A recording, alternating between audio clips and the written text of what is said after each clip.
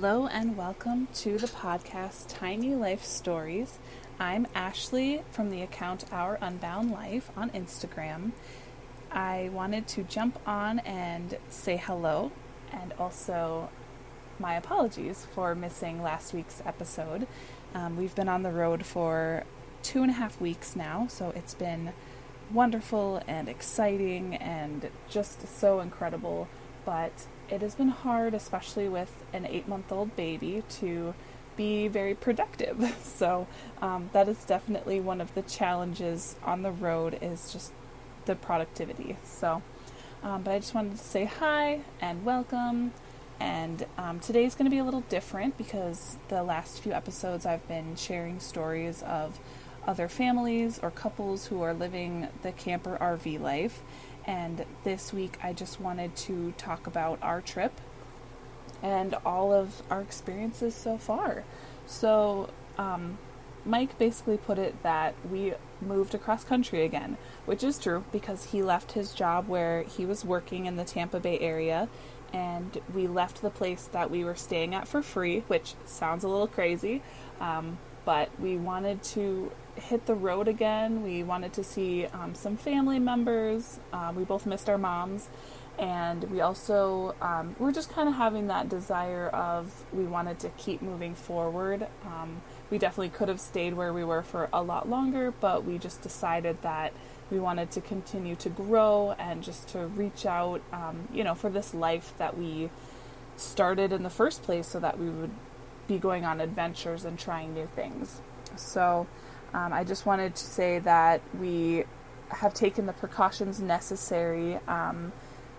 Before we hit the road, we already discussed our plans, what we wanted to do to make sure that our journey was going to be safe, especially because we have a baby. We didn't want to put her in any unnecessary risks. So some of the precautions that we took were we wore masks because that is law, especially in most states.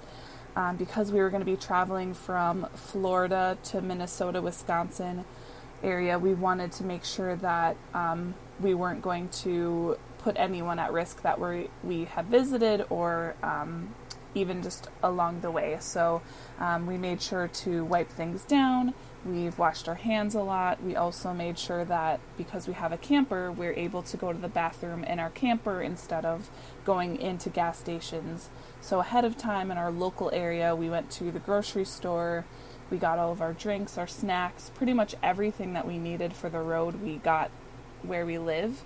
And then we made sure to really just stay in our camper all the way through. So as I said, we went from the Tampa Bay area in Florida. We drove up through Georgia, then Tennessee. I think we jutted through a little piece of Kentucky, and then Illinois, and then finally we spent the first 3 or 4 days in Wisconsin, and then we went over to Minnesota, where we've been the rest of the trip. So it's definitely been incredible on the road. Besides taking all of the COVID-19 precautions, it was very hot in Florida, so the temperature was in the 90s, and the humidity was very high. And it's something that everyone told us about. We were actually very prepared for it, and Mike was working out in that weather almost daily, so he kind of got used to that. I did too. I made sure to hit up all the beaches before we left because, we're from the land of 10,000 lakes, and we've been living where we're by the ocean, so we just knew it was going to be a little different, so we were kind of making those adjustments. So when we were going through Georgia, we took a little detour because we wanted to find places that we could stop, have a picnic, let Callie get out and play. She's 8 months old, as I've said a bunch already, but she needs to let some of that energy out. And we actually slept in the back of our Tahoe instead of our camper because of how hot it was. We knew that the weather would be unbearable in our camper, and our car has AC, so we just put one of our mattress pads in there, and it actually worked out really nice. It took some getting used to, especially when it got hot at night. We'd have to turn the car back on, but otherwise it was really nice. We would just open the back of the Tahoe, put her on there and let her crawl around and play and kind of take in, like, okay, where are we now? So she would look around and see all the different sites that we were at, and she really liked it, and I'm hoping she likes it on her way back too. So that was one thing that we really did, was made sure that she would be able to have time to play. And I actually am hoping on her way down and from now on we'll give her more time, because I felt that she didn't have enough time for that. At least not as much as she probably wanted. So traveling with an 8-month-old, it was as scary as I thought it would be, and as stressful as I thought it would be, and probably a lot more, because she was, easily entertained and then easily sick of whatever I was entertaining her with. So I started with putting toys in front of her, and then moving on to other objects that were loud, shiny, something she could play with. And that worked for a good amount of time. She did sleep on and off, but I did feel really bad about that, because, I knew she would rather be out and playing. I did climb back there a couple times just to entertain her and so she could see my face. And that was definitely, I would have to say that was the hardest part of traveling. I actually asked Mike, I kind of was joking, like, could we just pay someone to drive our camper down for us and then we'll fly back.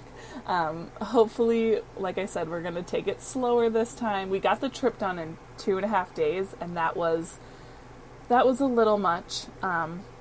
But, we got there. She did really well. We're super impressed with her, and we're just hoping that maybe we can take it 3, maybe 3.5 days on the way back down. So, one other problem we had was because of the heat and the humidity, and going through kind of the mountainous areas in the top of Georgia and the bottom of, I believe it was Tennessee. Sorry, I should have had my map out. But anyways, don't quote me. It was really hot, and our Tahoe, it had been driving for 8+ hours, and so we were chugging through this mountainous area that we did not expect to see, and so our little car was having a hard time. The oil gauge it almost seemed like it stopped working, because our car wasn't overheated yet, but it seemed like it would soon. So we pulled over, had someone at, I believe it was Tires Plus. They were very friendly. They came over, shout out to them. They came over to us, looked at our car, said everything looked okay. They did want to send us to a different shop that wasn't as busy, just to have an actual thorough look through. But we decided that we would just pull over to the side and hopefully give it some time to rest, and it did work. So we're very thankful that our car did not break down in the middle of the country between both destinations. So that was really nice. But yeah, the other issue we had was we drove through, I think I mentioned this, Red Top Mountain State Park in Georgia, and it was so beautiful. It was a detour that we wanted to take. I found it on the map while we were driving, so this is just another thing that if you want detours, plan ahead. We detoured through this park, and it was twisty and windy, and there were little dirt roads that we were so nervous. Our camper's only 21 feet long, but it was still scary taking that through those little roads, because there were people just speeding and going way over the speed limit. It was a little ridiculous. So anyways, they were going incredibly fast, we were going incredibly slow, and people were going around us when the lines were solid. So that was a little terrifying, but it was very gorgeous. I recommend, if you can go there, do it. It's totally worth it. Maybe we'll hit it on the way back to Florida, but it definitely was not something that we expected. So I guess my biggest advice would just be expect the unexpected. But one of my favorite aspects of traveling is taking photos and videos. So I had my camera out, and then I also was using my phone a lot of time lapses. We even used the GoPro, which I haven't gotten the footage off of it yet. But one thing that I really recommend, if you have an iPhone, I don't know if Samsung does this as well for Google Photos, but the iPhone photo album actually has a map that you can go to, the feature, and it'll show you throughout, actually all over the world, where you've been and all of the different photos and where they were taken and when.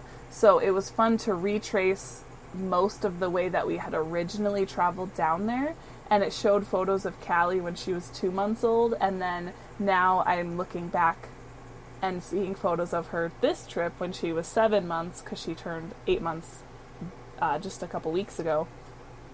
And it's just so incredible to see, like, this is where we were, and we retraced our steps and we're there again, and just the changes that she went through, what we went through, the temperature and everything. So it was really cool.